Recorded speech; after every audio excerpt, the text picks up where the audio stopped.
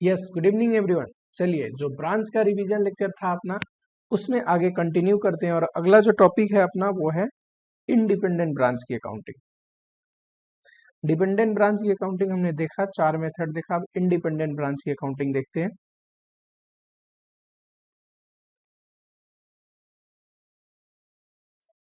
Branch की accounting, इस पे भी अपने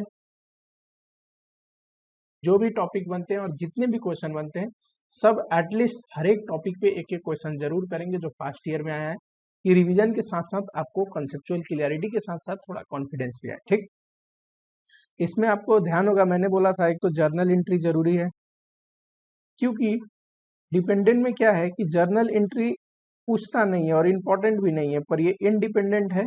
तो एक दूसरे में जो ट्रांजेक्शन होगा ब्रांच और हेड ऑफिस में, साथ ही में उन ट्रांजेक्शन की जर्नल एंट्री हम पढ़ने वाले हैं। Trading and PL account and balance sheet combined, branch का साथ ही में हेड ऑफिस का trading PL and balance sheet. देखो, जब हेड ऑफिस ब्रांच की ट्रांजेक्शन को इनकॉर्पोरेट करके ट्रेडिंग पीएल बैलेंस शीट बनाता है, तो जर्नल फॉर इनकॉर्पोरेशन।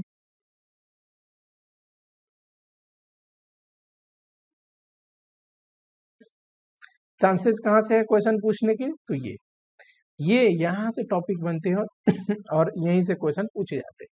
ठीक है, चलो, इंडिपेंडेंट ब्रांच में आपको ध्यान रखना है, मान लेते हैं ये हेड ऑफिस है और ये है ब्रांच, दोनों सेपरेट बुक मेंटेन करते हैं। इसका अपना रिकॉर्ड होता है, accounting record and books maintain होते हैं, इसका अपना होता है। एक दूसरे को जब भी कोई ट्रांजेक्शन होता है ना, एक सेपरेट एंटिटी की तरह आपको समझना है। मान लो हेड ऑफिस कैश भेजता है ब्रांच को, हम किसी को भी कोई चीज देते हैं ना, जैसे मान लो हेड ऑफिस कैश भेजता है ब्रांच को, तो जर्नल एंट्री क्या पास करेगा, ब्रांच को डेबिट करेगा।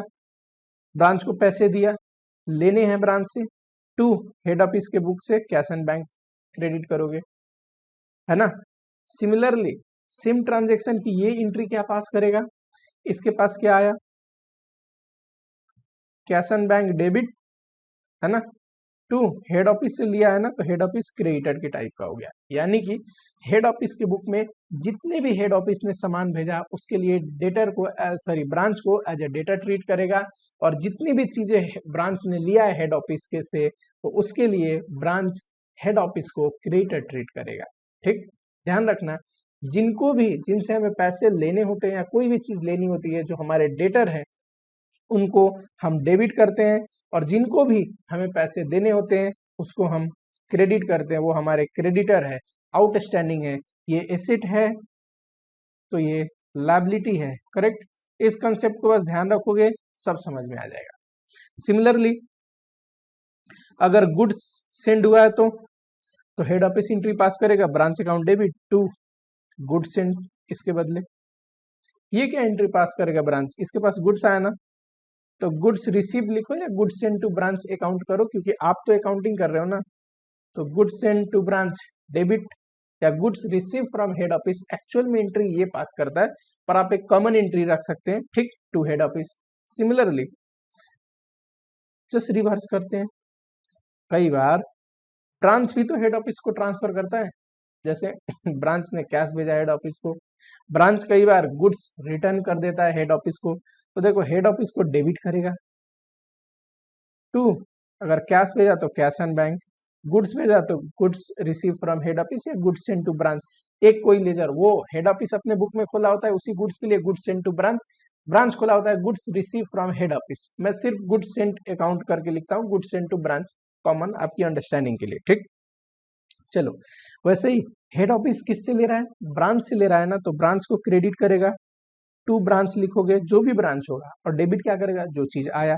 और कैश एंड बैंक आया तो ये गुड्स आया, तो गुड्स सेंड टू ब्रांच, ये अकाउंट डेबिट। यानी कि एक दूसरे को सेपरेट एंटिटीज मान के लेन देन की ट्रांजैक्शन को रिकॉर्ड करना है। चलो, सबसे पहले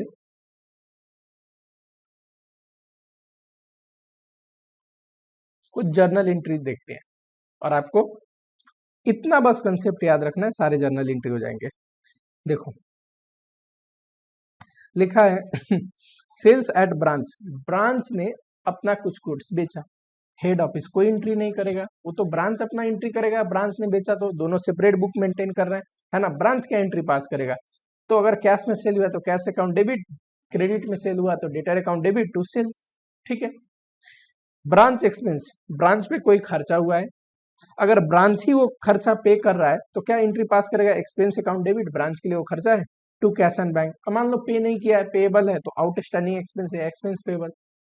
पर कई बार ऐसे हो जाता है कि खर्चा ब्रांच का था, है ना, पर उसके बदले पेमेंट हेड ऑफिस ने कर दिया, तो खर्चा तो ब्रांच का है ना, तो एंट्री क्या पास होगी, when branch expenses paid by head office, branch entry pass करेगा। ये देखो हेड ऑफिस का फर्स्ट कॉलम हेड ऑफिस का है, सेकंड कॉलम ब्रांच का है।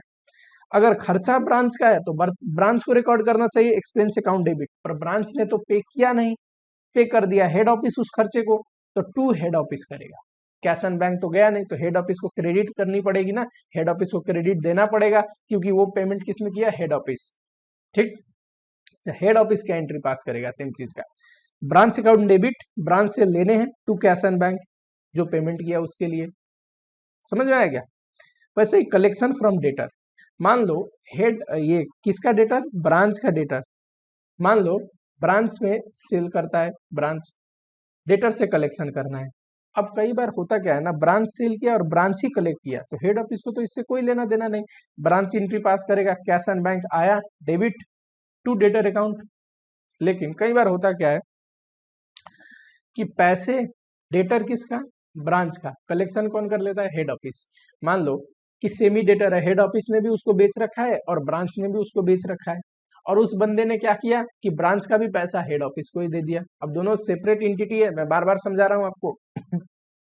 देखो ब्रांच क्या एंट्री पास करेगा, एक तो डेटर कम हो गया, उसने पेमेंट कर दी, पर पेमेंट लिया किसने, ब्रांच ने लिया क्या, नहीं, तो कैश एंड बैंक तो डेबिट नहीं करेगा, किसने लिया, हेड ऑफिस, हेड ऑफिस को डेबिट करेगा, क्योंकि हेड ऑफिस ने उसका पैसा ले लिया ना, है ना, तो हेड ऑफिस को डेबिट करेंगे, हेड ऑफिस से लेने हैं इतना अमाउंट।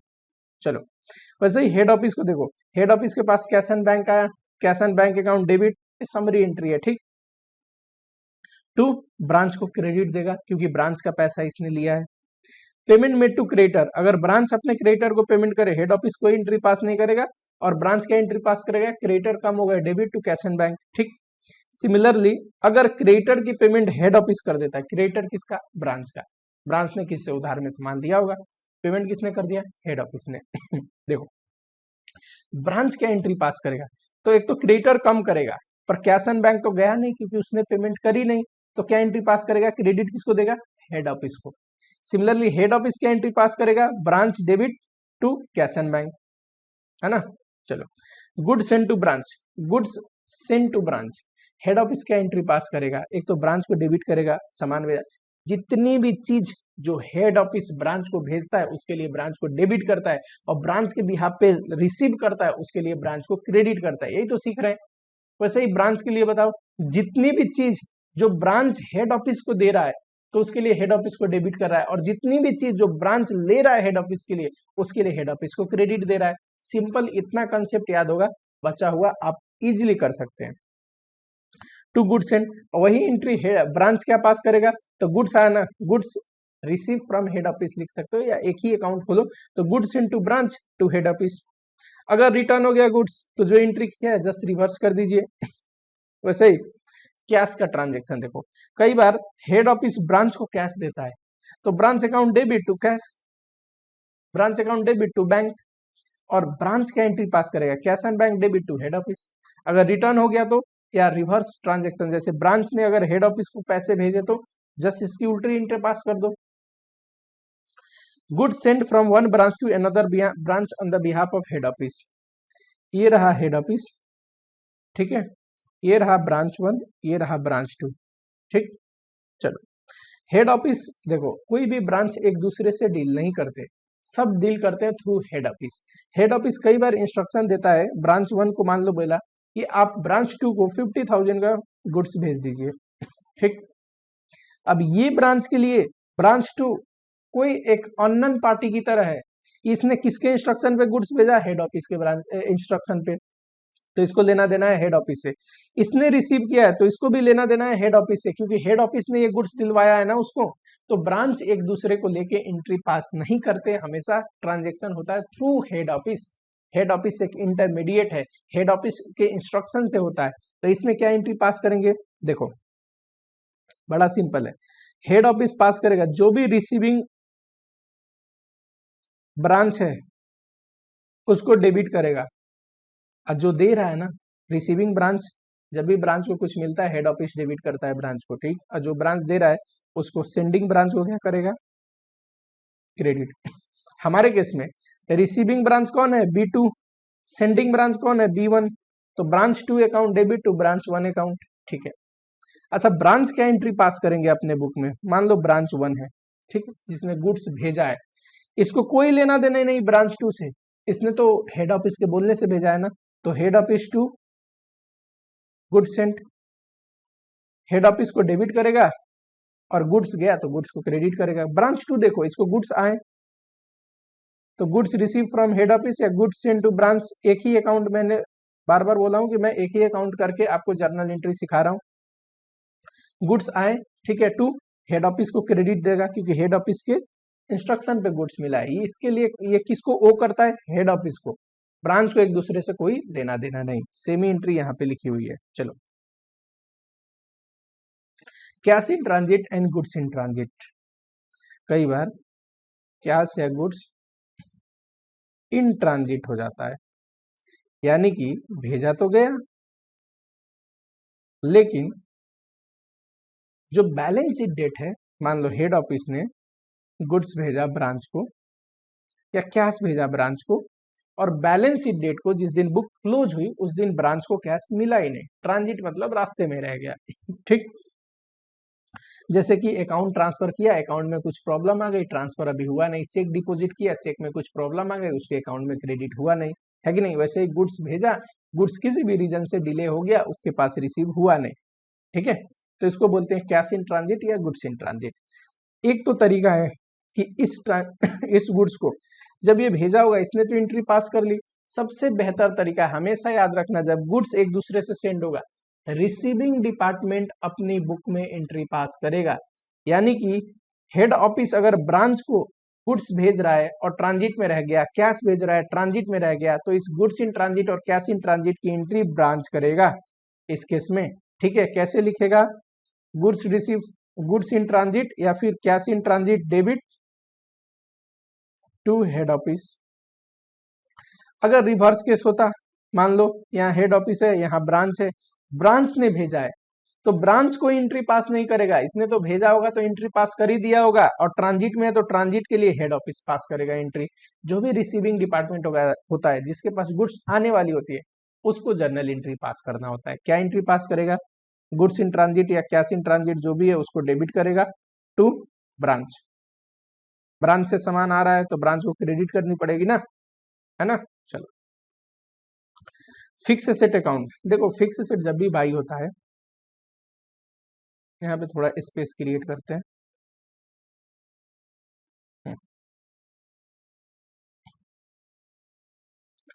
फिक्स एसेट जब भी बाई होता है ब्रांच में तो उसको यूज कौन करता है, ब्रांच। तो यूज अगर ब्रांच करता है तो डेप्रिसिएशन कौन क्लेम करेगा, ब्रांच। यूज ब्रांच करता है, रियल में डेप्रिसिएशन भी ब्रांच क्लेम करता है। लेकिन जो फिक्स एसेट का अकाउंट है, रिकॉर्ड है, ये ब्रांच के पास भी मेंटेन हो सकता है एंड हेड ऑफिस के पास भी मेंटेन हो सकता है।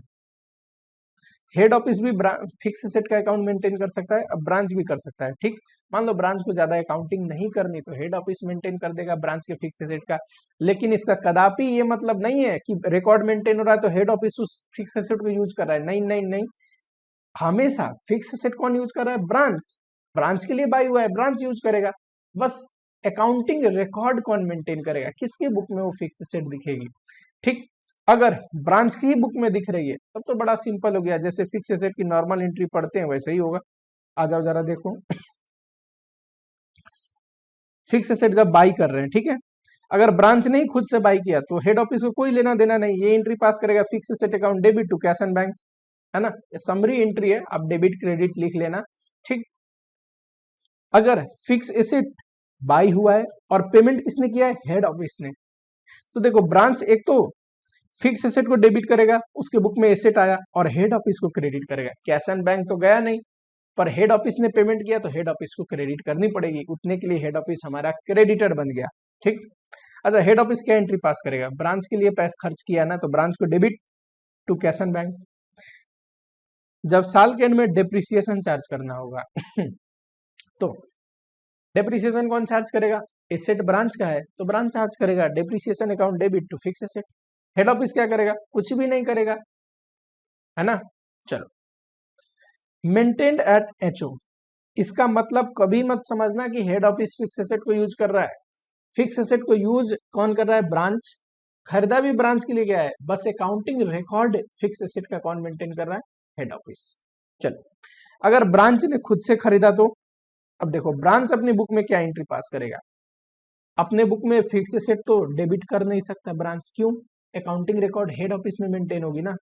पर कैश एंड बैंक तो गई है ब्रांच का, उसने पेमेंट किया है, तो कैश एंड बैंक को क्रेडिट करेगा और डेबिट किसको करेगा, हेड ऑफिस को, क्योंकि हमारा फिक्स एसेट उसके पास है ना, अकाउंटिंग रिकॉर्ड में ही सही हेड ऑफिस डेबिट। ये क्या एंट्री पास करेगा, हेड ऑफिस। तो देखो इसको फिक्स एसेट दिखाना है ना अपने बुक में, तो branch fix asset debit to branch, branch का फिक्स एसेट डेबिट किया है तो ब्रांच को उतने के लिए क्रेडिट करेगा। अच्छा, हेड ऑफिस मान लो खरीद दिया, फिक्स एसेट की पेमेंट हेड ऑफिस ने कर दी, तो देखो हेड ऑफिस को तो ऐसे भी ब्रांच फिक्स एसेट को डेबिट करना है, बुक में ब्रांच फिक्स एसेट लाने के लिए कैश एंड बैंक करेगा, और ये कोई एंट्री पास नहीं करेगा। डेप्रिसिएशन, डेप्रिसिएशन क्लेम कौन करेगा, ब्रांच, तो डेप्रिसिएशन अकाउंट तो डेबिट करेगा, पर फिक्स एसेट अकाउंट क्रेडिट करेगा क्या, नहीं, क्यों, फिक्स एसेट इसके बुक में नहीं है, जब फिक्स एसेट बाई हुई थी तो एचओ डेबिट हुआ था, तो अब एचओ क्रेडिट कर दो। बताओ हेड ऑफिस अपने बुक में क्या एंट्री पास करेगा, देखो जब बाई हुआ था तो ब्रांच फिक्स एसेट को डेबिट किया था, अब डेप्रिसिएशन चार्ज हो रहा है तो उतने से ब्रांच फिक्स एसेट को आपको क्रेडिट करनी पड़ेगी, तभी तो डेप्रिसिएशन वाले डेप्रिसिएबल जो अमाउंट है, डेप्रिसिएशन जितना कट गया उतना डेप्रिसिएशन से फिक्स एसेट घटनी चाहिए। और देखो जब फिक्स एसेट आया था एचओ के बुक में तो ब्रांच को क्रेडिट दिया था, तो उतने से उसका एसेट घट गया तो ब्रांच को डेबिट करनी पड़ेगी। जस्ट इसी का तो रिवर्स एंट्री है ये, इसी का तो रिवर्स एंट्री है ये। चलो, इतना पढ़ने के बाद थोड़ा बहुत हमें जर्नल देखना चाहिए, बहुत इंपॉर्टेंट है जर्नल, तो पूछ नहीं रहा है बहुत अटेम्प्ट से, और इसको डेफिनेटली पूछना चाहिए, पता नहीं क्यों नहीं पूछ रहा, जर्नल बहुत ही इंपॉर्टेंट है।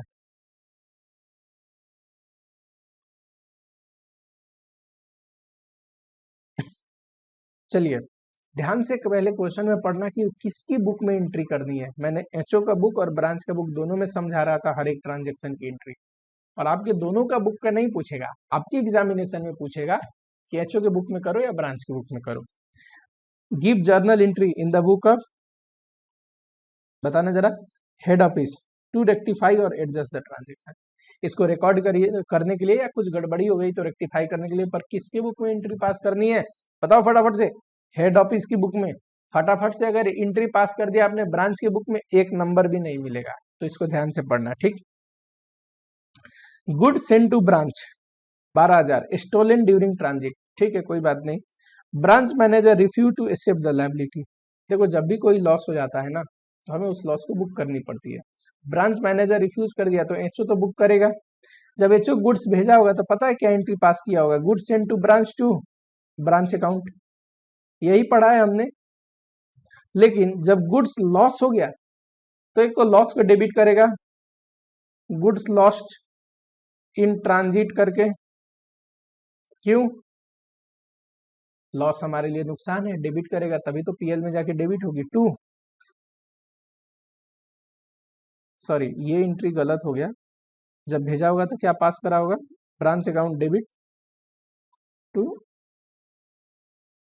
गुड सेंड टू ब्रांच, हाँ जी आओ टू ब्रांच अकाउंट, यानी कि कितने से 12,000 से 12,000 से, यानी कि एक तो लॉस बुक करेगा और दूसरा जो डेबिट किया था ना ब्रांच को भेजते टाइम, अब वो क्रेडिट कर देगा ब्रांच के अकाउंट उतने से, क्योंकि ब्रांच वो लायबिलिटी पे नहीं करने वाली। दूसरा, branch paid 15,000 salary to officer of head office on the behalf on his behalf to visit the branch, देखो हमने 15,000 किसी का सैलरी पे किया, हेड ऑफिस का बंदा था, पे करना किसको था, हेड ऑफिस को, पर पे हमने कर दिया। तो देखो एक तो हेड ऑफिस के बिहाफ पे कुछ भी हम कर रहे हैं तो हमें तो हेड ऑफिस से मतलब है, head office account debit to cash and bank. वैसे देखो हमें किसकी बुक में एंट्री पास करनी है, हमें पास करनी है ब्रांच के बुक में एंट्री, हाँ सॉरी हेड ऑफिस के बुक में एंट्री। तो हेड ऑफिस क्या एंट्री पास करेगा, ब्रांच के बुक में मैं एंट्री पास करना शुरू कर दिया था, हेड ऑफिस क्या एंट्री पास करेगा बताओ फटाफट। एक तो सैलरी डेबिट करेगा, क्यों, ये खर्चा हेड ऑफिस का है। दूसरा ब्रांच ने पे कर दिया ना तो ब्रांच को क्रेडिट करेगा 15,000 से, ठीक है। चलो on 28 March 2012 head office dispatch किया गुड्स 25,000 का, और वो अभी भी क्या है, रिसीव नहीं है, गुड्स इन ट्रांजिट है। इसकी एंट्री कौन पास करता है, हेड ऑफिस ने भेजा ब्रांच को तो ब्रांच पास करेगा। हेड ऑफिस की बुक पढ़ रहे हैं तो there is no journal required, ध्यान से देखना जरा, पहला ये एंट्री है दूसरा ये एंट्री है, तीसरे में क्या लिख दोगे, जर्नल एंट्री हेड ऑफिस नहीं पास करेगा, ब्रांच पास करेगा। चौथा देखो, और remittance of 10,000 send by branch on 30 March receive by head office on 1 अप्रैल। तो 31 मार्च को कौन एंट्री पास करेगा, ब्रांच ने हेड ऑफिस को पैसा भेजा है, रास्ते में रह गया, हमेशा रिसीविंग डिपार्टमेंट, हमेशा रिसीविंग पर्सन, रिसीविंग एंटिटी पास करेगी। यहाँ पे हेड ऑफिस है ना तो हेड ऑफिस अपने बुक में क्या पास करेगा, cash in transit debit to, branch ने भेजा है ना तो उतने के लिए ब्रांच को क्रेडिट कर दो 10,000 10,000, ठीक है। अगला, head office made payment of this much for purchase of goods by branch. Head office ने क्या किया, 25,000 का पेमेंट कर दिया ब्रांच के बिहाफ पे, तो ब्रांच को डेबिट करेगा और कैश एंड बैंक को क्रेडिट, सही एंट्री यही होनी चाहिए। पर हुआ क्या, रॉन्गली डेबिटेड परचेज अकाउंट, और हेड ऑफिस ने अपना ही परचेज अकाउंट डेबिट कर दिया। तो सबसे पहले ब्रांच को तो डेबिट करो क्योंकि वो डेबिट होगा, और परचेज अकाउंट में मिस्टेक हो गया तो उसको क्रेडिट करो, परचेज अकाउंट को क्रेडिट करके 25,000 से, ठीक है। Branch account debit to purchase account, ये रहा। चलो जरा ये देखो, give journal entry in the book of, ये ध्यान रखना ब्रांच टू रेक्टिफाई और एडजस्ट द ट्रांजेक्शन। ये किसके बुक में जर्नल एंट्री पास करनी है, ब्रांच की बुक में। Head office expense this much allocated to branch not recorded in branch. अब ये वो ब्रांच का खर्चा है जो हेड ऑफिस ने एलोकेट किया है, तो एक्सपेंस को डेबिट करेगा ब्रांच और हेड ऑफिस को क्रेडिट करेगा इतने से। चलो expense account debit to head office. दूसरा, depreciation of branch asset, asset वाली एंट्री आ गई, whose record are kept at head office. बताना जरा, हेड ऑफिस के पास रिकॉर्ड मेंटेन होता है, नॉट इट प्रोवाइडेड अर्लियरली 15 से। तो एक तो डिप्रिसिएशन अकाउंट डेबिट करेंगे, ठीक, और फिक्स एसेट क्रेडिट करेंगे क्या, नहीं, क्योंकि फिक्स एसेट का अकाउंट हम मेंटेन नहीं करते तो एचओ को क्रेडिट करेंगे। Depreciation account debit to head office account, ठीक है। Third, branch paid 20,000 salary to HO inspector but the amount has been debited by branch to salary account. एक तो हेड ऑफिस को डेबिट करना था तो गलती से सैलरी अकाउंट डेबिट हो गया, हेड ऑफिस को डेबिट करो टू सैलरी अकाउंट क्रेडिट करो, एक तो सैलरी ठीक भी हो जाएगा, हेड ऑफिस डेबिट भी हो जाएगा, कितना 2,000 से। अगला, head office collected this much directly from customer of the branch but no intimation has been receive by. अब देखो हेड ऑफिस ने क्या किया ना, ब्रांच के डेटा से पैसे ले लिया, कलेक्शन ले लिया, ठीक है। तो एक तो हेड ऑफिस को डेबिट करो, हेड ऑफिस ने हमारा पैसा लिया है ना, और दूसरा डेटर कम हो जाएगा, जिस डेटर ने पैसे दे दिया उसको कम भी तो करना पड़ेगा, head office account debit to debtor account, इतने से एंट्री पास कर लोगे 10,000 से, ठीक है। अगला,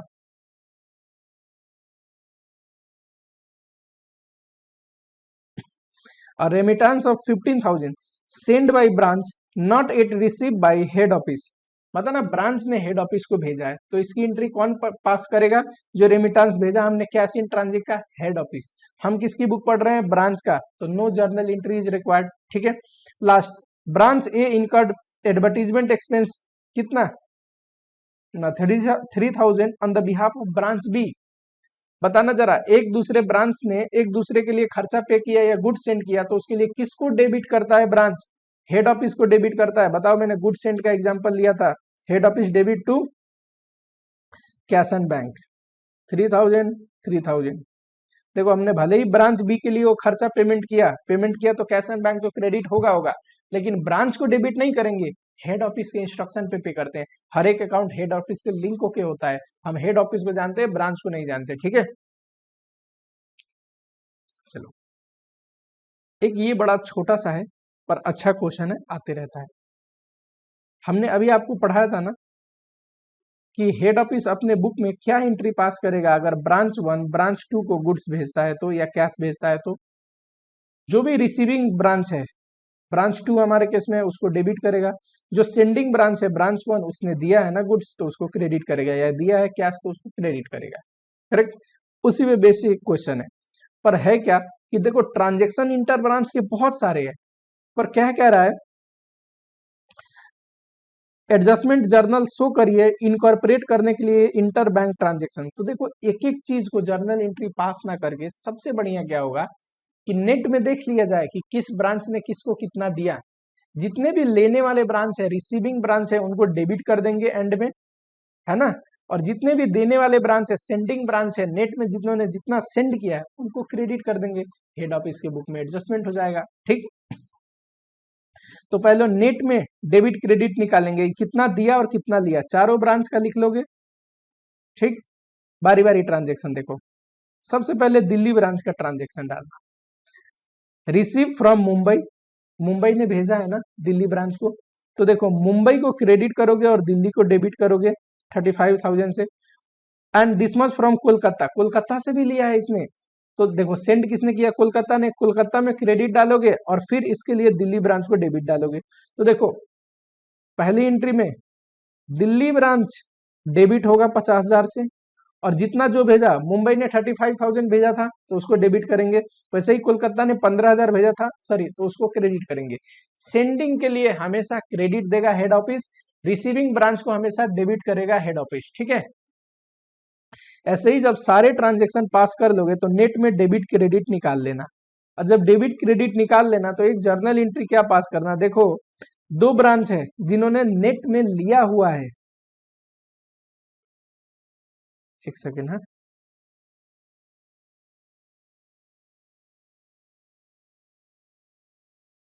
ये कौन सा ब्रांच है, दिल्ली मुंबई चेन्नई कोलकाता, ये है दिल्ली, ये मुंबई, ये चेन्नई, ये कोलकाता। नेट में देखो दो ब्रांच है, मुंबई 3,000 डेबिट है, डेबिट में, और जो चेन्नई है वो 70,000 डेबिट है, यानी कि इन्होंने नेट में इतना रिसीव किया है। तो रिसीविंग डिपार्टमेंट को डेबिट करोगे, मुंबई ब्रांच डेबिट करोगे, चेन्नई भी ब्रांच को डेबिट करोगे। दिया किन किन ने, तो देखो इतना दिल्ली ने दिया है तो 2 दिल्ली ब्रांच और 2 कोलकाता ब्रांच, 58, 15,000, 70,000 एंड 3,000। 73,000 ये दोनों ब्रांच ने लिया है और 73,000 ये दोनों ब्रांच ने दिया है, ठीक। एक कंसेप्ट बस याद रखना, हेड ऑफिस क्या एंट्री पास करता है, तो जो भी रिसीविंग ब्रांच है उसको डेबिट करता है, उन्होंने लिया है उसके लिए हेड ऑफिस डेबिट करेगा, ठीक। और जो दिया उसके लिए हेड ऑफिस क्रेडिट देगा, उनको क्रेडिट करेगा, ठीक। ये सेंडिंग डिपार्टमेंट है, सेंडिंग ब्रांच है, सॉरी, एंड ये रिसीविंग ब्रांच है। जर्नल एंट्री में मैंने पढ़ाई भी थी ये बात, इसी पे बस आपको एक कॉलम बना के टोटल किसने कितना लिया दिया पोस्टिंग कर देना है ना। और नेट में जब पता चल जाएगा डेबिट क्रेडिट तो एक जर्नल एंट्री पास करना है, हर एक को इनकॉर्पोरेट करने के लिए अलग अलग जर्नल एंट्री पास करने की जरूरत नहीं है। सेकेंड टॉपिक आओ, इसके बाद आता है जो मैंने बोला था ना, बैलेंस शीट एंड पीएल ओ। जरा देखो, कंबाइन अगर बनाते हैं तो हेड ऑफिस लिखोगे, ब्रांच लिखोगे, टोटल नहीं भी करोगे तो चलेगा, या फिर एक टोटल का भी कॉलम डाल सकते हो, ठीक। टोटल का मतलब क्या, हेड ऑफिस और ब्रांच दोनों दोनों को जोड़ के लिख देना है। टोटल नहीं भी करोगे तो चलेगा, ये मैंने क्यों लिखा बताओ फटाफट से, क्योंकि ये दोनों का इंडिविजुअल जब लिखोगे तो नेट प्रॉफिट तो इंडिविजुअल आ ही जाएगा, दोनों को जोड़ देगा तो टोटल प्रॉफिट हो जाएगा। वैसे ही पर्टिकुलर्स में इधर भी हेड ऑफिस, ब्रांच और टोटल का कॉलम डाल सकते हैं, यहाँ पे भी पर्टिकुलर्स का कॉलम डाल सकते हैं, ठीक। ट्रेडिंग एंड पीएल अकाउंट आपको बखूबी आता है, मुझे बताने की जरूरत नहीं। ट्रेडिंग अकाउंट में क्या डलता है, कुछ ओपनिंग स्टॉक हो वो डलेगा, लिखने की जरूरत नहीं है, फॉर्मेट यहाँ पे बना हुआ है, ठीक है, मैं बस समझा रहा हूँ आपको। कुछ परचेज हुआ है वो भी डलेगा। कई बार बोलता है ब्रांच ने परचेज नहीं किया, ब्रांच सिर्फ हेड ऑफिस से लेता है, हेड ऑफिस परचेज करता है तो हेड ऑफिस में डालेंगे, इसका भी दिया होगा तो डालेंगे, नहीं दिया होगा नहीं डालेंगे। टोटल में टोटल करते हुए लिखेंगे, टोटल का कॉलम तो सबसे आसान है। बताओ, गुड्स सेंट, एक बात बताना, हेड ऑफिस जब ब्रांच को गुड्स भेजता है ना, तो हेड ऑफिस के लिए ये सेल्स है और ब्रांच के लिए परचेज है, सिंपली एडिशनल परचेज, मतलब ये परचेज नहीं, उसके अलावा भी परचेज, एक के लिए इनकम है दूसरे के लिए एक्सपेंस है। तो देखो ब्रांच के लिए खर्चा है और यही हेड ऑफिस के लिए क्या होगा, गुड्स भेजा तो इनकम, सेल्स डाल दोगे दोनों का, टोटल करते रहना, टोटल कॉलम में मैं कुछ नहीं लिख रहा हूं।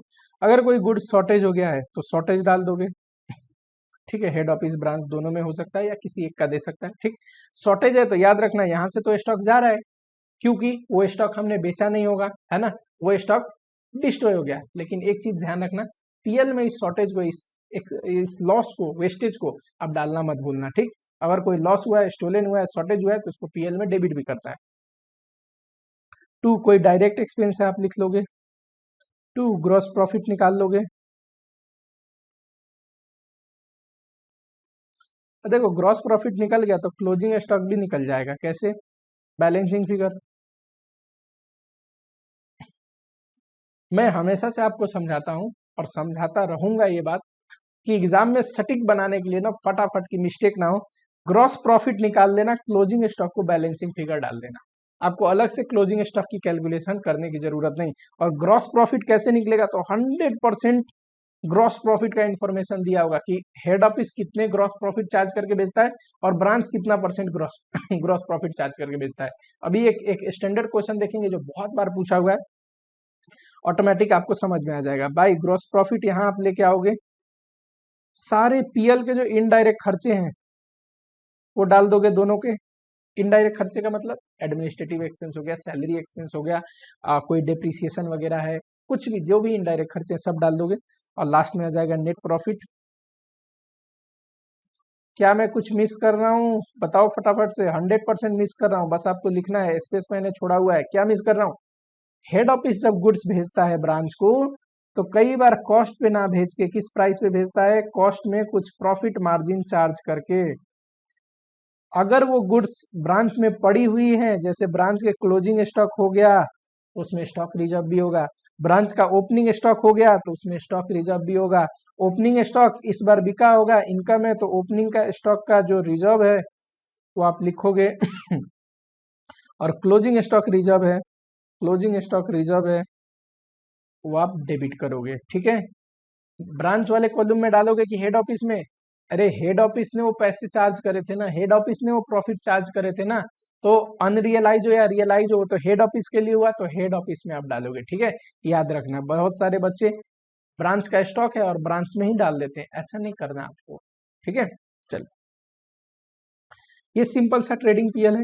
अच्छा, बैलेंस शीट आएगा तो देखो, बैलेंस शीट तो और बढ़िया है, कैपिटल कुछ होगा हेड ऑफिस का, नेट प्रॉफिट जोड़ दोगे किसका, हेड ऑफिस भी कितना कमाया, ब्रांच कितना कमाया, दोनों का, और ड्राइंग हटा दोगे तो ये नेट क्लोजिंग कैपिटल आ जाएगी।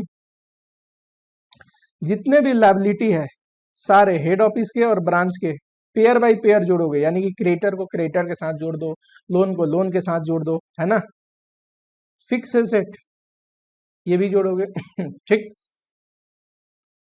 साथ ही में स्टॉक, ये ध्यान रखना, देखो हेड ऑफिस का अपना स्टॉक हो सकता है, ब्रांच का क्लोजिंग स्टॉक हो सकता है, करेक्ट।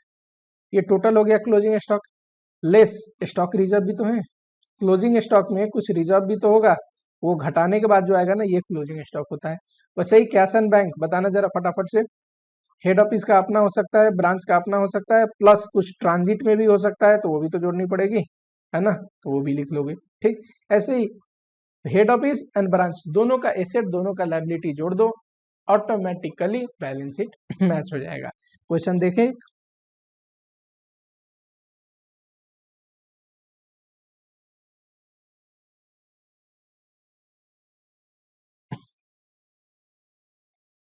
ये बहुत स्टैंडर्ड क्वेश्चन है इंडिपेंडेंट ब्रांच की, ध्यान रखना। ये क्वेश्चन बहुत बार पूछ भी चुका है। Mrs Shah commence a business 1/4/2012, head office Mumbai में है ब्रांच चेन्नई में, परचेज करता है एक्सक्लूसिवली बाय हेड ऑफिस, सिर्फ हेड ऑफिस ही परचेज करता है। Goods were process before sale, और उसको प्रोसेस करता है। There were no wastage, there were no loss या वेस्टेज इन प्रोसेस, प्रोसेसिंग में कोई लॉस नहीं होती, ठीक है। Only after goods process receive from head office where handle by branch, जब गुड्स प्रोसेस कर लेता है, देखो खरीद कौन करता है, हेड ऑफिस, उसको बनाता भी है, बनाने में कोई नुकसान नहीं है, बनाने के बाद भेजता किसको, ब्रांच को। ब्रांच जो गुड्स आता है ना ब्रांच के पास, वो सिर्फ प्रोसेस गुड्स होता है, ठीक। Goods were send to branch at cost plus this much, branch को जब गुड्स भेजता है हेड ऑफिस, ये रहा हेड ऑफिस, ये रहा ब्रांच, ब्रांच को जब गुड्स भेजता है हेड ऑफिस तो कितने भेजता है, 100 रुपये का अगर गुड्स है तो 10 रुपीज प्रॉफिट जोड़ के 1 से 10 में, तो ब्रांच के पास 1 से 10 पे गुड्स खड़ा होगा। ब्रांच के लिए कॉस्ट कितना है, 1 से 10, कोई दिक्कत नहीं। All sale whether by head office और branch were at uniform GP rate this much और देयर रेस्पेक्टिव कॉस्ट, जो भी बेचता है ना, हेड ऑफिस भी बेचे या ब्रांच भी बेचे, अपने कॉस्ट पे 25% चार्ज करके बेचता है। बताओ हेड ऑफिस के लिए गुड्स कितने का होगा, 100 रुपए का, मैंने एक एजम्पशन लिया है 100 रुपीज कॉस्ट, ठीक है। अगर 100 रुपीज कॉस्ट का गुड्स है तो हेड ऑफिस कितने में बेचता होगा, 25 कितना रुपया है, 25% उस पर चार्ज करेगा तो 1 से 25 में, ठीक है, ये सेल करता है। अब ब्रांच के पास गुड्स 1 से 10 का है, ये अगर 25% मार्जिन जोड़ के बेचेगा तो पता है कितने पे सेल करेगा, बताओ। 1 से 10 में 25% अगर आप जोड़ दोगे 137.5 रुपीज, ठीक है। चलिए, ये दिया हुआ है, कैपिटल दिया है, बैलेंस शीट में जाएगा, ड्राइंग दिया है, बैलेंस शीट में जाएगा, ध्यान रखना। परचेज दिया है और कॉस्ट ऑफ प्रोसेसिंग दिया है, ट्रेडिंग अकाउंट में जाएगा। सेल दिया है, ट्रेडिंग अकाउंट में डाल दोगे। गुड सेंड टू ब्रांच, ये बताना हेड ऑफिस के ट्रेडिंग में क्रेडिट साइड में डालोगे, है ना, याद करो। Good send to branch, head office के लिए इनकम भी है और ब्रांच के लिए खर्चा भी है। अच्छा, ब्रांच के बुक में कुछ और भी हो सकता है, जैसे ब्रांच दिखा रहा है कि हमने हेड ऑफिस से 8,80,000 का गुड्स लिया, पर हेड ऑफिस बोल रहा है हमने 9,24,000 का गुड्स लिया। ये क्यों मिसमैच है, गुड्स बीच में रह गए होंगे, है ना। हेड ऑफिस भेज दिया तो हेड ऑफिस ने तो दिखा दिया होगा इसमें, पर ब्रांच को मिले ही नहीं तो ब्रांच ने अपने में दिखाया नहीं। अभी एडिशनल इन्फॉर्मेशन पढ़ेंगे, सब क्लियर हो जाएगा। एडमिनिस्ट्रेटिव एंड सेलिंग एक्सपेंसेस ये कहाँ जाएगा, पीएल अकाउंट में डाल दोगे, दोनों का अपना अपना। डेटर ये कहाँ जाएगा, तो डेटर जाएगा बैलेंस शीट में। ब्रांच करेंट अकाउंट, ठीक है, अभी देखते हैं। ब्रांच करेंट अकाउंट का मतलब हेड ऑफिस के बुक में ब्रांच का कितना बैलेंस है, और इसी के साथ में मैचिंग होना चाहिए ना ये हेड ऑफिस का करेंट अकाउंट, कि ब्रांच के बुक में हेड ऑफिस का कितना अकाउंट है, पर ये अमाउंट मैच नहीं कर रहा। ये अमाउंट क्यों नहीं मैच कर रहा, अभी मैं आपको समझाता हूँ एडिशनल इन्फॉर्मेशन पढ़ने के बाद। डेटर क्रेडिटर, सॉरी क्रेडिटर है बस, क्रेडिटर बैलेंस शीट में जाएगा। अच्छा, बैंक बैलेंस बताओ, ये भी बैलेंस शीट में जाएगा। Good send by head office to branch 44,000 not receive by branch till this much, head office ने 44,000 का गुड्स यूं भेजा और ब्रांच के पास अभी तक पहुंचा नहीं, तो हेड ऑफिस ने तो इसमें वो 44,000 जोड़ा होगा, है ना। हेड ऑफिस ने इस 9,24,000 में वो 44,000 जोड़ा होगा, पर ब्रांच ने कितना गुड्स लिया है उसमें 44,000 जोड़ा नहीं होगा, क्यों, अभी उसके पास आया नहीं है। तो बताओ ब्रांच का गुड सेंड रिसीव कितना है, 8,80,000। पता है ये 44,000 उसको मिल गए होते ना, तो इसके भी अकाउंट में दिखता 9,24,000 की एचओ से इतना गुड्स आया। तो 44,000 का जो डिफरेंस है वो क्यों है, गुड्स की वजह से, ठीक है, कोई बात नहीं। तो एक 44,000 जो रास्ते में रह गया वो क्या है, तो गुड्स इन ट्रांजिट। क्या करेंगे, तो सर जी क्लोजिंग स्टॉक में दिखाएंगे। अब क्लोजिंग स्टॉक है तो क्लोजिंग स्टॉक रिजर्व भी होगा, रिजर्व हटाने के बाद दिखाएंगे। चलिए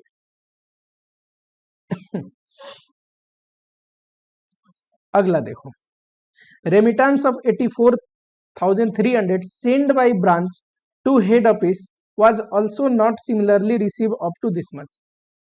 हेड अब ब्रांच ने 84,300 रेमिटेंस भेजा, ये अब हेड ऑफिस के पास नहीं पहुंचा है। अब देखो होता क्या है ना, ये बैलेंस क्यों अलग है, हेड ऑफिस बता रहा है कि 3,89,800 हमारे को बैलेंस बचा है ब्रांच का हेड ऑफिस के बुक में। पता है इसमें एक तो 44,000 एडिशनल हेड ऑफिस जोड़ा होगा जो हेड ऑफिस ने चार्ज करके भेजा है, साथ ही में कुछ रेमिटेंस है 84,300 का ये रेमिटेंस 84,300 का ये रेमिटेंस बताओ हेड ऑफिस को तो मिला ही नहीं, तो हेड ऑफिस को जब ये रेमिटेंस मिला नहीं तो हेड ऑफिस क्या किया होगा, इसको घटाया ही नहीं होगा, ब्रांच को उसको क्रेडिट दिया ही नहीं होगा।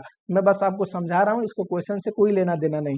तो 3,89,800 में से 44,000 घटाओगे और 84,300 घटाओगे 261,500 आता है। क्या यही ब्रांच के बुक में हेड ऑफिस का अकाउंट है? हाँ जी यही है 261,500, क्योंकि इस ट्रांजेक्शन को जो भेज चुका उतने से तो हेड ऑफिस का अकाउंट डेबिट किया होगा कि नहीं, ब्रांच किया होगा, इसीलिए ये मिसमैच आ रहा है। इससे आपको यहाँ पे कोई लेना देना नहीं है बैलेंस शीट पीएल में। चलो stock taking at branch disclose a shortage of this month, branch में एक शॉर्टेज हो गया है, ये लॉस है, ठीक है। एट सेलिंग प्राइस है to at selling price to branch, ठीक है, ब्रांच के सेलिंग प्राइस पे। तो कॉस्ट पे अगर हम करें इसको,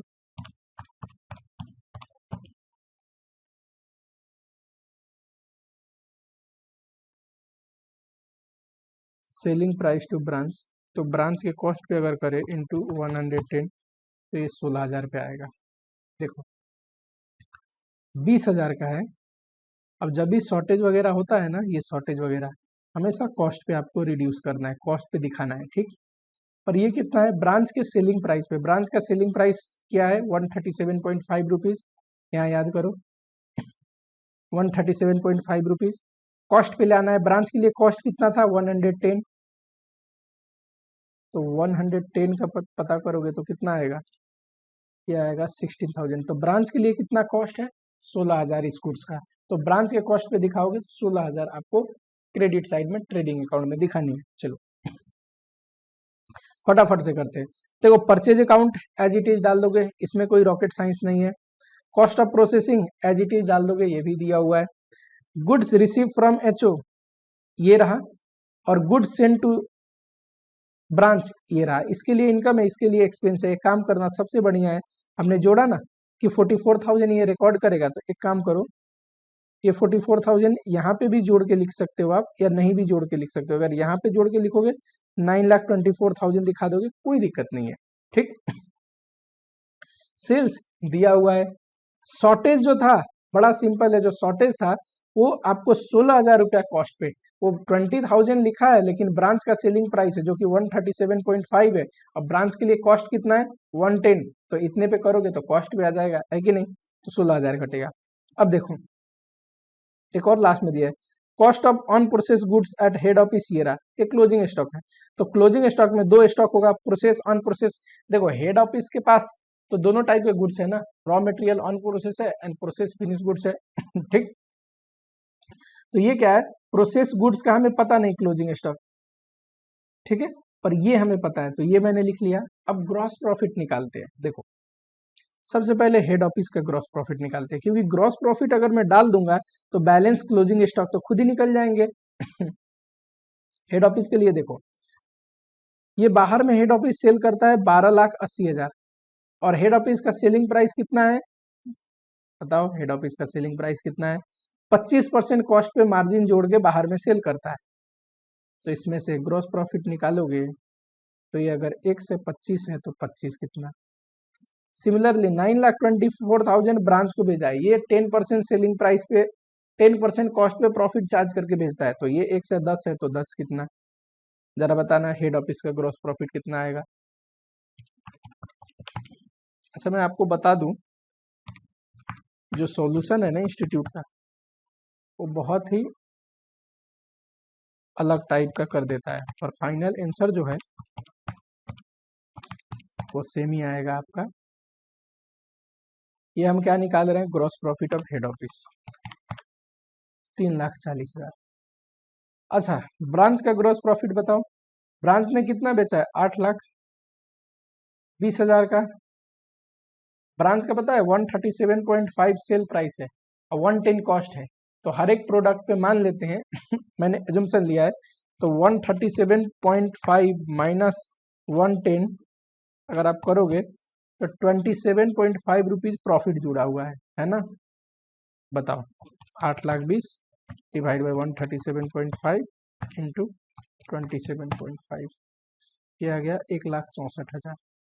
ठीक है, डालो 1,64,000 इसका डाल दोगे, 3,40,000 डाल दोगे। अब बताओ जरा, ये जब आप डेबिट साइड बैलेंस करके बैलेंसिंग क्रेडिट साइड निकालोगे 56,000 आएगा, लेकिन इसका कुछ और आएगा, क्योंकि मैंने यहीं पे एडजस्ट कर दिया जो गुड्स आया था उसको क्लोजिंग स्टॉक में दिखाने के लिए। इसका अगर आप करोगे तो इसमें 44,000 ऐड करके ये फिगर आएगा 2,52,000। ध्यान रखना, ठीक है, बस इतना चेंज है। नहीं भी करते हो चलेगा, दोनों साइड जो हमारे पास स्टॉक है ना उसको मैंने एडजस्ट कर दिया, गुड्स वाले में भी एंड साथ ही में ऑटोमेटिकली क्लोजिंग स्टॉक भी बढ़ गया। आ जाओ, ये ग्रॉस प्रॉफिट को आप ट्रांसफर करोगे, ये रहा, खर्चे डालोगे, ये रहा। देखो ब्रांच के पास ओपनिंग स्टॉक तो कुछ है नहीं, तो ओपनिंग स्टॉक रिजर्व नहीं होगा, पर क्लोजिंग स्टॉक आया है 2,52,000, तो क्लोजिंग स्टॉक है तो क्लोजिंग स्टॉक रिजर्व आपको घटानी पड़ेगी। कैसे आएगा, 2,52,000 है, ठीक है।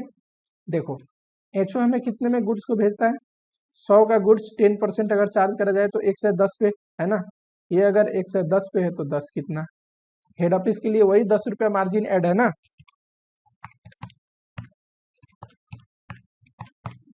ये आ गया 22,909, ठीक है, ये डाल दोगे 22,000 तो ये आया नेट प्रॉफिट। पता बैलेंस शीट मैंने कैसे सिखाया था, कैपिटल नेट प्रॉफिट दोनों का जोड़ दो तो ये आया टोटल नेट प्रॉफिट, और ड्राइंग घटा दो तो ये आ गया। क्रेडिटर लाइन बाई लाइन दोनों का जोड़ दोगे आ जाएगा डेटर दोनों का जोड़ दोगे आ जाएगा, ऊपर दिया हुआ है, इसमें कोई दिक्कत वाली बात नहीं है, ठीक है। स्टॉक मैं अभी करवा देता हूँ, डोंट वरी। बैंक बैलेंस जरा बताओ, दोनों का जोड़ दोगे, और साथ ही में एक ट्रांजिट में है ना, ये भी अलग से आपको ध्यान देना है, लिखना है, कैश इन ट्रांजिट 84,700 जो ब्रांच ने भेजा था पर रास्ते में रह गया था। अब स्टॉक का देखो, ये बड़ा सिंपल है, पहले प्रोसेस वाले देखते हैं। देखो एचओ के पास 56,000 का स्टॉक बचा है और ब्रांच के पास 2,52,000 का बचा है, जिसमें से अगर रिजर्व घटा देंगे, स्टॉक रिजर्व, बताओ ब्रांच के पास जो स्टॉक बचा है 2,52,000, उसमें रिजर्व जुड़ा है कितना, 22,909, ये घटा दोगे तो एंड में कितना आएगा,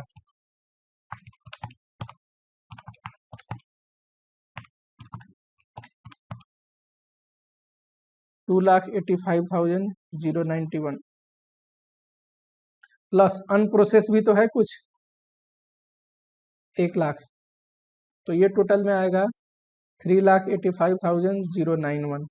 देखो इतना ही स्टॉक डला है, 100% इतना ही डला होगा। 2,45,000 यहाँ पे 40,000 ये भी जोड़ दोगे तो टोटल प्रोसेस आ जाएगा 2,85,091, और अनप्रोसेस भी यहाँ पे डला हुआ है 1,00,000, तो ये तीनों जोड़ दोगे, अनप्रोसेस भी डला हुआ है 1,00,000, ये तीनों जोड़ दोगे तो इतना ही आनी चाहिए। आप ऐसे निकाल के लिख के दिखा दो या फिर अलग अलग, यहाँ पे थोड़ा एक स्टॉक यहाँ पे दिया हुआ है, एक स्टॉक यहाँ पे दिया हुआ है, कंफ्यूजन हो सकता है, मैंने एक साथ समझा दिया, ठीक है। चलो अब आते हैं, अपना जो लास्ट टॉपिक है वो है फॉरेन ऑपरेशन।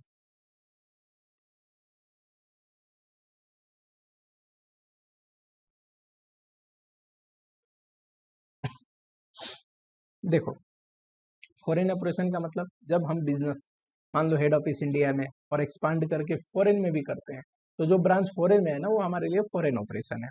ये दो किस्म का हो सकता है, एक तो इंटीग्रल, दूसरा नॉन इंटीग्रल। देखो integral is nothing but just the extension of business, उसकी जो ट्रांजेक्शन होती है ना वो इंडिपेंडेंट नहीं होता, वो रिलेटेड होता है as a part of the business of reporting entity. मान लो हेड ऑफिस है ना, तो उसी का बस एक एक्सटेंडेड वर्जन है कि हेड ऑफिस हेड ऑफिस का अपना जो एक्सटेंडेड बिजनेस है फॉरेन में, उसको बोलते हैं इंटीग्रल ऑपरेशन। ठीक है, कोई सेपरेट लीगल एंटिटी नहीं है, just it is a extension of business. और नॉन इंटीग्रल का मतलब क्या होता है, just like a separate legal entity. For example, ये टेक्निकली आप कंपनी एक्ट के वर्ड्स में नहीं बोल रहा हूँ, समझने के लिए बोल रहा हूँ आपके लिए, ठीक। ये एक्सटेंशन ऑफ बिजनेस है और ये क्या है, सेपरेट एंटिटी की तरह है। जैसे कि फॉरेन में मान लो मेरी सब्सिडरी है कंपनी की, ज्वाइंट वेंचर है, ये क्या है, नॉन इंटीग्रल ऑपरेशन है, मेरी ही बिजनेस का ऑपरेशन नहीं है। देखो सब्सिडरी है तो यानी कि मेरा कंट्रोल है ना हमारे बिजनेस की सब्सिडी है तो कंट्रोल है ना, मोर देन 50% अगर वोटिंग पावर है तो। अगर कंट्रोल है और सब्सिडरी है तो भले ही फॉरेन ऑपरेशन है, वहां पे मेरी इन्वेस्टमेंट लगी हुई है, पर ये नॉन इंटीग्रल है, मेरे बिजनेस का एक्सटेंशन नहीं है, उसकी ट्रांजेक्शन इंडिपेंडेंट ऑफ मेरी जो हेड ऑफिस के ट्रांजेक्शन है उससे हो सकता है। इसके कुछ इंडिकेटर्स भी है कि कैसे मानोगे, अगर कुछ ना दिया हो तो क्या क्या इंडिकेटर है जो बोलता है कि ये नॉन इंटीग्रल है, ये आप देख लेना 5-6 इंडिकेटर है, कई बार पूछता भी है, ठीक। और दूसरी चीज जो ये इंटीग्रल है, अब दिन देखो, जब हम फॉरेन ब्रांच की बात करते हैं तो फॉरेन में जो ट्रांजेक्शन होंगे वो तो डॉलर में होंगे या यूरो में होंगे, जिस कंट्री का हो वहां की करेंसी में होगा। पर जब हम उनकी ट्रायल बैलेंस को यहाँ पे कन्वर्ट करते हैं अपनी रिपोर्टिंग करेंसी में, रिपोर्टिंग करेंसी मतलब जो हमारी होम करेंसी है उसमें, तो सबसे पहले कन्वर्जन में कुछ रूल है और वही रूल आपको पढ़ना है। क्या रूल है,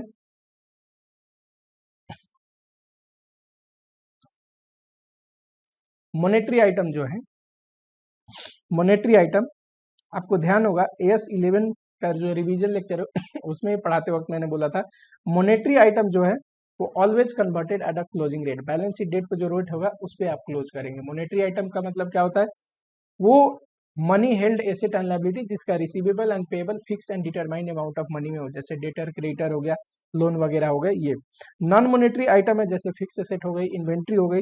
वो देखो अगर इंटीग्रल है तो एक्चुअल ट्रांजेक्शन डेट पे जो रेट होगा उससे कन्वर्ट करना है, नॉन इंटीग्रल है तो क्लोजिंग रेट पे कन्वर्ट करना है। यानी कि नॉन इंटीग्रल में चाहे मॉनेटरी आइटम हो, नॉन मॉनेटरी आइटम हो, क्लोजिंग रेट से कन्वर्ट करना है, ठीक है।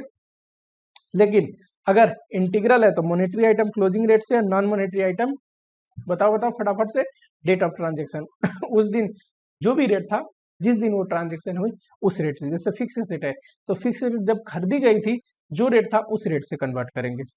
जितने भी इनकम एक्सपेंस है एक्चुअल रेट से कन्वर्ट होता है, पर एक्चुअल रेट हर एक खर्चे के लिए निकालना संभव नहीं है, तो बोला गया है एवरेज रेट से आप कन्वर्ट कर सकते हैं, तो एवरेज रेट लिखा हुआ है ठीक। ओपनिंग स्टॉक ओपनिंग रेट से कन्वर्ट कर लोगे आप, ठीक है।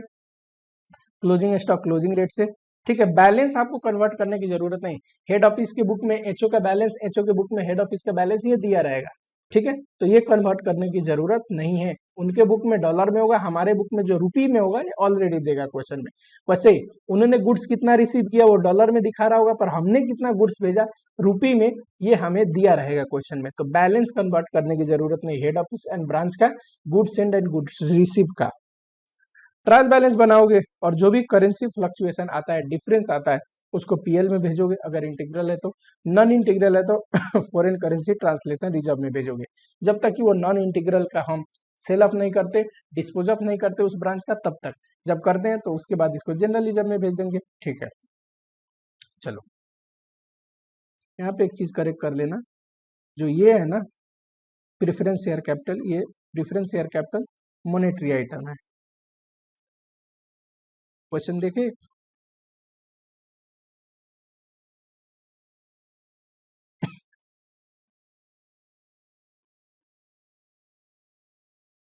कह रहा है DM Delhi has a branch in London, जो कि इंटीग्रल ब्रांच है। क्वेश्चन कुछ ना बोले तो आपको एज्यूम करना पड़ेगा इंटीग्रल है नॉन इंटीग्रल, ठीक है। और लंदन में है तो पाउंड में दिया हुआ है वैल्यू, ठीक है। ब्रांच का ट्रायल बैलेंस दिया हुआ है, हेड ऑफिस के बुक में देखो ब्रांच का अकाउंट दिया हुआ है ये रहा। तो जब हम यहाँ पे ब्रांच के बुक में हेड ऑफिस का अकाउंट है ना, कहाँ पे, ये रहा, तो इसको कन्वर्ट करने की जरूरत नहीं, इसके बदले हम ये लिख सकते हैं क्योंकि हमें बैलेंस दिया है। वैसे ही गुड्स फ्रॉम हेड ऑफिस दिया है, पर हेड ऑफिस के बुक में गुड्स उसने कितना भेजा, ये रहा, तो ये भी कन्वर्ट करने की जरूरत नहीं, ये हम ये लिख लेंगे, ठीक। यही मैं बता रहा था। अच्छा, फिक्स एसेट क्या है? नॉन मॉनेटरी आइटम है। किस रेट से कन्वर्ट होगा? जिस रेट पे ये बाई हुआ था उस रेट से। ओपनिंग स्टॉक है, ओपनिंग रेट से। ये एक्सपेंस एवरेज रेट से। Debtor creditor cash and bank closing rate से, मॉनेटरी आइटम है। परचेज सेल एवरेज रेट से। ये सारे रेट दिया रहेगा आपके बुक में, ठीक है। आ जाओ जरा, फिक्स एसेट डिप्रिसिएट करना है 10%, कोई बात नहीं, कर देंगे डिप्रिसिएशन, ठीक। अच्छा, फिक्स एसेट किस रेट से कन्वर्ट हो रहा है? एक्चुअल रेट से, जिस रेट पे बाई हुआ था तो उसी रेट से उसकी डिप्रिसिएशन भी कन्वर्ट होगी। 31 मार्च 2010। अच्छा, ये डाटा किस साल का है? 2011। ये थोड़ा मिस्टेक हो गया यहाँ पे आप 2011 कर लेना, ठीक है। एक्सपेंस देखो, आउट स्टैंडिंग खर्चा जोड़ते हैं और प्रीपेड खर्चा घटाते हैं एक्चुअल एक्सपेंडिचर निकालने के लिए, ठीक। क्लोजिंग स्टॉक जो दिया हुआ है तो इसमें क्लोजिंग रेट लगा दोगे तो क्लोजिंग स्टॉक आ जाएगा। एक तो ट्रेडिंग के डेबिट क्रेडिट साइड में आप डालोगे, दूसरा बैलेंस शीट में। एक्सचेंज रेट दिया है, बताओ ये कौन सा डेट है? 2007। 2007 वो डेट है ना जब फिक्स एसेट हमने बाई किया था, तो फिक्स एसेट को इस रेट से कन्वर्ट करना है, यानी कि 70 के रेट से। ये क्या है? ओपनिंग रेट साल के शुरू में 76। ये क्या है? साल के क्लोजिंग में क्लोजिंग रेट। ओपनिंग रेट से क्या कन्वर्ट करोगे? Opening asset, sorry opening stock. Closing rate से क्या कन्वर्ट करोगे? सारे मॉनेटरी आइटम। एवरेज रेट से क्या कन्वर्ट करोगे? ये जो एवरेज रेट है, सारे इनकम एंड एक्सपेंस, ठीक है। ये दो आइटम है ना, ये आउटसाइड द बैलेंस शीट दिया हुआ है आपको। जब भी कोई कोई खर्चा आउटसाइड द ट्रायल बैलेंस, जब भी कोई खर्चा, जब भी कोई एडजस्टमेंट जो ट्रायल बैलेंस से बाहर दिया हो, जैसे कि यहाँ पे क्लोजिंग स्टॉक भी दिया है ट्रायल बैलेंस से बाहर, कहाँ पे है? ये रहा, ये दोनों। हाँ, जब भी कोई एक्सपेंडिचर या इनकम, जब भी कोई एडजस्टमेंट जो ट्रायल बैलेंस से बाहर दिया हो, यानी कि वो एडजस्ट नहीं हो रखे उस एसेट या उस एक्सपेंडिचर में जो ऊपर दिया है। फॉर एग्जांपल, फिक्स एसेट 10% से डिप्रिसिएट करना है, ये बाहर दिया हुआ है। इसका मतलब ये है कि फिक्स एसेट अभी ये बिफोर डिप्रिसिएशन है। तो आप सबसे बढ़िया क्या करना है, उस खर्चे को और उस एक्सपेंडिचर को, जो भी आपको दिया रहेगा एसेट लायबिलिटी एनीथिंग, आपको क्या करना है, उसको एक्सपेंडिचर में ऊपर एडजस्ट कर देना है। जैसे डिप्रिसिएशन दिया है तो ऊपर फिक्स एसेट को जब ट्रायल बैलेंस बनाना है तो एडजस्ट करके लिख लेना, ठीक। आउटस्टैंडिंग खर्चा दिया है तो जब आप खर्चे को डालना ट्रायल बैलेंस में तो एडजस्ट कर लेना। एक तो खर्चे में भी एडजस्ट होगा और दूसरा आउटस्टैंडिंग का अकाउंट दिखेगा कहाँ पे? ट्रायल बैलेंस में, क्योंकि हमने एडजस्ट कर दिया ना। चलो ये देखो, एक्सपेंडिचर के लिए दिया था, आउटस्टैंडिंग जोड़ा, प्रीपेड घटाया, ये रहा, एवरेज रेट से कन्वर्ट किया। और वो आउटस्टैंडिंग और प्रीपेड को अलग से आपको दिखाना पड़ेगा, है ना, क्योंकि हमने एडजस्ट कर दिया ना। अब जब भी एडजस्ट किया तो ट्रायल बैलेंस में वो आएंगे। और ये क्या है? मॉनेटरी आइटम क्लोजिंग रेट से दिखानी पड़ेगी, ठीक। एसेट में जो डेप्रिसिएशन है, इंस्टीट्यूट ने यहाँ पे नहीं लिखा है, आप जरूर लिखना है। कितना है? 24,000 का डेप्रिसिएशन, 10% है, 2,400 आएगा। कितना आएगा डेप्रिसिएट होके? 21,600। तो एसेट पता है, आप लिखना 21,600 और यहाँ पे डेप्रिसिएशन बना देना 2,400। दोनों को कन्वर्ट करोगे 70 के रेट से, पता है डेप्रिसिएशन आएगा 1,68,000 और एसेट आएगा 15,12,000। ये लिखना है आप। ट्रायल बैलेंस पे इससे कोई फर्क नहीं पड़ेगा ज्यादा। ये देखो, 15,12,000, डिप्रिसिएशन 1,68,000, ठीक। और ये जो एक्सचेंज डिफरेंस है, इसको कोई फर्क नहीं पड़ेगा इससे कि आप एडजस्ट कर रहे हैं या नहीं कर रहे हैं। चलो, ओपनिंग स्टॉक ओपनिंग रेट से कन्वर्ट किया है। गुड्स फ्रॉम एचओ, बताओ इसको कन्वर्ट करना पड़ा क्या? नहीं, बैलेंस हमेशा दिया रहेगा। सेल परचेज एवरेज रेट से कन्वर्ट किया है, ठीक है। एक्सपेंस एवरेज रेट से कन्वर्ट किया है। डेटर क्रेडिटर क्लोजिंग रेट है ये, है ना। आउटस्टैंडिंग प्रीपेड ये भी क्लोजिंग रेट से कन्वर्ट किया है। Cash and bank closing rate से कन्वर्ट करना है। हेड ऑफिस का जो बैलेंस है, बताओ ये हमें हमेशा हमें दिया रहेगा ये भी। और जो भी एक्सचेंज डिफरेंस है, बताओ एक्सचेंज डिफरेंस क्या करते हैं? एक्सचेंज डिफरेंस क्या करते हैं? यहाँ मैंने लिखा नहीं है क्या? ये रहा। हाँ, एक्सचेंज डिफरेंस इंटीग्रल के केस में पीएल में भेजते हैं, नॉन इंटीग्रल होता है फॉरेन करेंसी ट्रांसलेशन रिजर्व में भेजते हैं, जो कि बैलेंस शीट में दिखता है हमें। चलो, जब डालोगे आराम से डाल दो, सारे खर्चे दिए हुए हैं। जो सबसे मेन है ना, वो कन्वर्जन रूल, कन्वर्ट करके ट्रायल बैलेंस जो बच्चा सही निकाला है 100% गारंटी है कि वो बच्चा पीएल भी सही बनाएगा। ओपनिंग स्टॉक परचेज गुड्स कितना आया हेड ऑफिस से, सेल क्लोजिंग स्टॉक सब दिया है तो ग्रोस प्रॉफिट आ जाएगी, ग्रोस प्रॉफिट इधर ले आओगे, खर्चे डाल दोगे, ठीक। याद रखना एक्सचेंज डिफरेंस कहाँ डालोगे, पीएल में डालोगे, क्यों, इंटीग्रल ऑपरेशन है, नेट प्रॉफिट आ जाएगा। चलो सिमिलरली देखो दूसरा क्वेश्चन है नॉन इंटीग्रल का। नॉन इंटीग्रल में क्या होता है, मोनेटरी हो या नॉन मोनेटरी दोनों क्लोजिंग रेट से कन्वर्ट होते हैं। इनकम एक्सपेंस तो हमेशा एवरेज रेट से कन्वर्ट होंगे, ठीक। ये trial balance, outside balance sheet दिया है, आउटस्टैंडिंग सैलरी, सैलरी में जोड़ोगे और आउटस्टैंडिंग सैलरी का अकाउंट बना दोगे एक, है ना। आउटस्टैंडिंग सैलरी कन्वर्ट होगा क्लोजिंग रेट से, लायबिलिटी है, और सैलरी में जोड़ोगे तो सैलरी कन्वर्ट होगा एवरेज रेट से। डेप्रिसिएशन ऑफिस इक्विपमेंट में फर्नीचर पे 10% जोड़ना है, ठीक। तो एक तो डेप्रिसिएशन फिक्स सेट से घटाओगे और डेप्रिसिएशन खर्चा है, तो एक बार अगर ट्रायल बैलेंस बनाते टाइम आपने फिक्स सेट से घटाया तो डेप्रिसिएशन अलग से आपको दिखानी पड़ेगी ट्रायल बैलेंस में एडजस्ट करके, ठीक। ये हेड ऑफिस ने इतना गुड्स सेंड किया, इसको कन्वर्ट नहीं करना पड़ेगा, यहाँ पे आपको गुड्स दिया हुआ है डॉलर में तो उसका इंडियन वर्जन यहाँ पे दिया हुआ है। वैसे ही हेड ऑफिस के बुक में इतना ब्रांच का अकाउंट है, ब्रांच के बुक में हेड ऑफिस का अकाउंट कितना है, ये रहा, तो ये भी आप डाल दोगे। उसके बाद स्टॉक, ये क्या है, क्लोजिंग स्टॉक, क्लोजिंग रेट से आप इंटू करोगे। अच्छा जरा रेट देखना, 2010 में रेट था जब फिक्स एसेट बाई किया हमने, ये 43, इसको हमें कोई लेना देना नहीं, क्यों, नॉन इंटीग्रल है, यहाँ फिक्स एसेट भी हम क्लोजिंग रेट से वैल्यू करेंगे। चलो ओपनिंग रेट क्या था 47, क्लोजिंग रेट क्या है 50, और एवरेज रेट क्या है 45। कुछ ना दे तो opening plus closing divide by 2 करके एवरेज देना, पर एवरेज रेट दे तो आपको एवरेज निकालने की जरूरत नहीं, क्योंकि ये ओपनिंग क्लोजिंग का एवरेज नहीं है, ये थ्रू आउट द ईयर का एवरेज है, ठीक है। कुछ ना दे तभी opening plus closing divide by 2 करना है, ध्यान रखना इस बात को। चलो आउटस्टैंडिंग सैलरी देखते हैं, 4 से क्या करोगे, एक तो हाँ, जब भी आप सैलरी डालोगे तो उसमें जोड़ोगे और सैलरी को कन्वर्ट किया एवरेज रेट से, आउटस्टैंडिंग सैलरी का अब अकाउंट भी दिखाओगे, वो आउटस्टैंडिंग सैलरी लायबिलिटी है कन्वर्ट होगा क्लोजिंग रेट से, ये कन्वर्ट हुआ है एवरेज रेट से।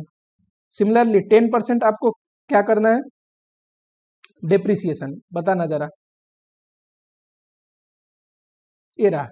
सबसे पहले ऑफिस इक्विपमेंट, ये कितना था 48,000, 10% डेप्शन कितना होगा 4,008, तो ये हो गया 43,200, ठीक है।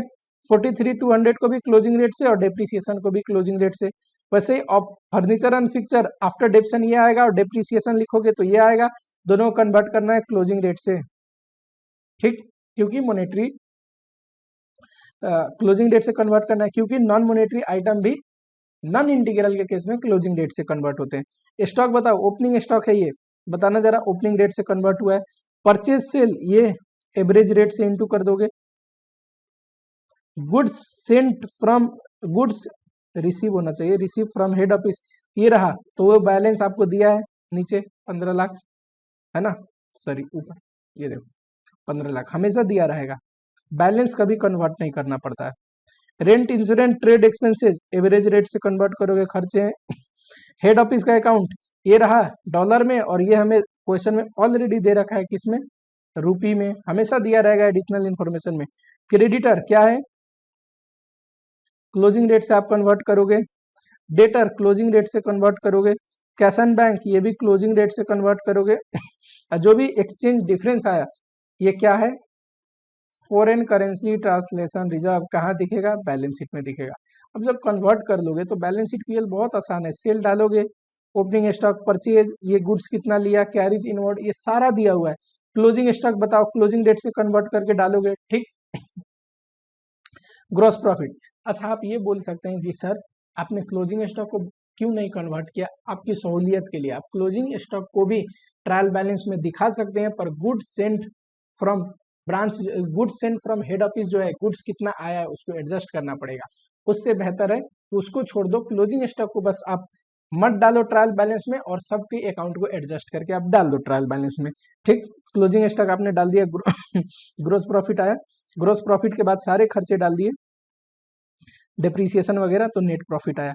क्या हमने पीएल में डाला जो एक्सचेंज डिफरेंस था, नहीं डाला, क्यों, नॉन इंटीग्रल में जो भी एक्सचेंज डिफरेंस है वो कहाँ पे जाता है, बैलेंस शीट में फॉरेन करेंसी ट्रांसलेशन रिजर्व करके, ठीक। अब देखो हेड ऑफिस का अकाउंट तो था ही, उसमें नेट प्रॉफिट जुड़ गया, डेटर क्रेडिटर सारे डाल दोगे, ऑटोमेटिकली बैलेंस हो जाएगा। चलो फटाफट से, इंटीग्रल नॉन इंटीग्रल में हमने क्या फर्क पड़ा? Integral is just an extension of business of head office. Non integral क्या है? ये सेपरेट बिजनेस एंटिटी है, ठीक। इंटीग्रल में जो भी मॉनेटरी आइटम है क्लोजिंग रेट से, नॉन मॉनेटरी आइटम है एक्चुअल जो उस दिन हमने खरीदा था उस रेट से ठीक। लेकिन जो नॉन इंटीग्रल के केस में होता है, मॉनेटरी हो या नॉन मॉनेटरी, क्लोजिंग रेट से वैल्यू करते हैं, ठीक है। ये याद रखना। एक्सचेंज डिफरेंस जो आएगा ट्रायल बैलेंस कन्वर्ट करते टाइम, तो एक्सचेंज डिफरेंस अगर इंटीग्रल है तो पीएल में जाएगा जो भी गेन लॉस है, और एक्सचेंज डिफरेंस अगर नॉन इंटीग्रल है तो फॉरेन करेंसी ट्रांसलेशन रिजर्व करके बैलेंस शीट में दिखेगा। Out of the trial balance जो भी है वो ट्रायल बैलेंस में आप इंक्लूड कर देना, चाहे डिप्रिसिएशन हो, आउटस्टैंडिंग खर्चा हो, प्रीपेड खर्चा हो, कुछ भी। लेकिन क्लोजिंग स्टॉक को आप सेपरेटली रखना, ट्रायल बैलेंस में इनकॉर्पोरेट नहीं करना। क्लोजिंग स्टॉक को ट्रायल बैलेंस में इनकॉर्पोरेट नहीं करोगे तो गुड्स वाले जो है, goods receive from head office, उसको एडजस्ट नहीं करना पड़ेगा, आराम से आप लिख सकते हैं, ठीक है। कुछ ना बोले क्वेश्चन में तो आपको क्या करना है, कुछ भी ना को बोले क्वेश्चन में इंटीग्रल है कि नॉन इंटीग्रल, तो आपको लेना है एजम्पशन, दूसरा कोई उपाय नहीं है, और एजम्पशन लेके आपको ट्रीटमेंट करना है। बेहतर होगा कि कोई संकेत दिया है नॉन इंटीग्रल का इंडिकेशन, तब तो और बढ़िया नॉन इंटीग्रल मान लेना। कुछ नहीं बोला है तो आप नॉन इंटीग्रल ही एज्यूम कर लेना, ठीक है। चलो मिलते हैं आप लोगों को अगली रिवीजन वीडियो में।